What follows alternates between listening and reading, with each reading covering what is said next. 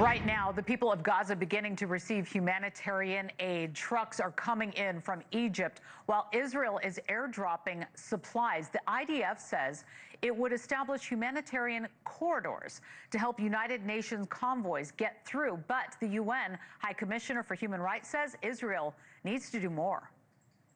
I urge immediate steps by Israel to end its unlawful continued presence in the occupied Palestinian territory, and for all parties to work for tangible progress towards a two-state solution.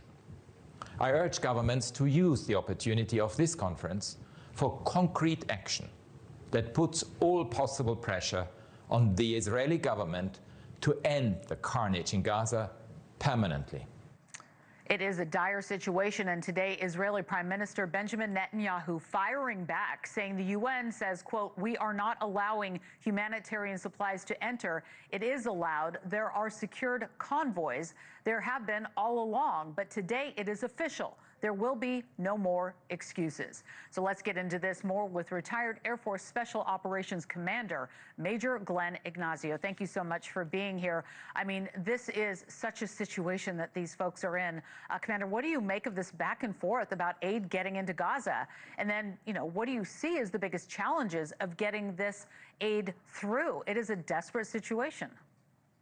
Yeah, it definitely is. And of course, as you just alluded to, there's been a lot of finger pointing, like, UN's not distributing, Israel's not getting it in. So making this decision and having it happen is the best thing overall, as we don't want to see any kind of suffering or oppression to the civilians, but we've seen that.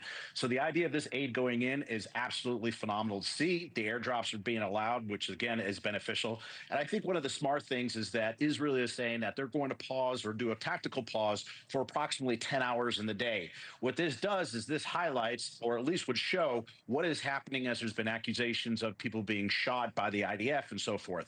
So that's a lot of being able to eliminate this finger pointing of he said, she said, and getting these particular food and supplies to the people that need it.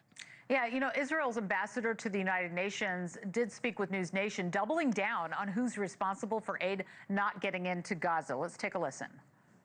The fact of the matter is, you saw those pictures.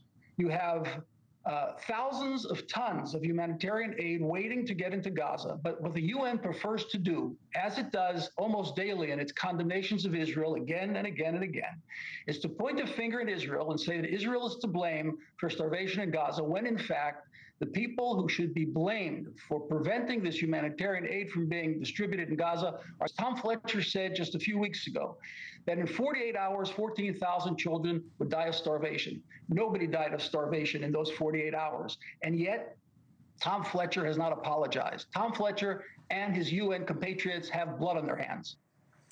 So, do you agree that the onus should be placed on the UN? Where do you see that? Well, I think that, again, this is where the difficulty is, because it's almost like you're talking to two different political sides pointing at each other. So getting to the facts of it. But there's actually another side to this. Okay, so IDF getting the supplies in, pushing this through, absolutely smart. But there's also this other fact is, you take a look, you have approximately 2 million, just under 2 million Palestinians within Gaza suffering. And you have maybe 20,000 or so Hamas militants, whatever that number is, remaining. So that means that 20,000 militants are causing all those millions to suffer.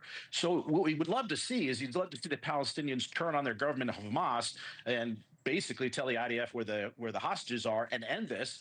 Or why would you have Hamas as a government causing that much suffering because of the hostage situation? So you can look at Israel, you can look at the UN, and you have to look internally to Gaza. So that's really the whole part of this versus just the UN and IDF. Much more complex than I think people are really getting around the globe. Yeah, we obviously hope that this all gets ironed out very soon. Retired Air Force Special Operations Commander Major Glenn Ignazio, great to have you on the program. Thank you for joining us. Thank you for watching. Subscribe below and download our NewsNation app right now on your phone, and you will get fact-based, unbiased news for all Americans.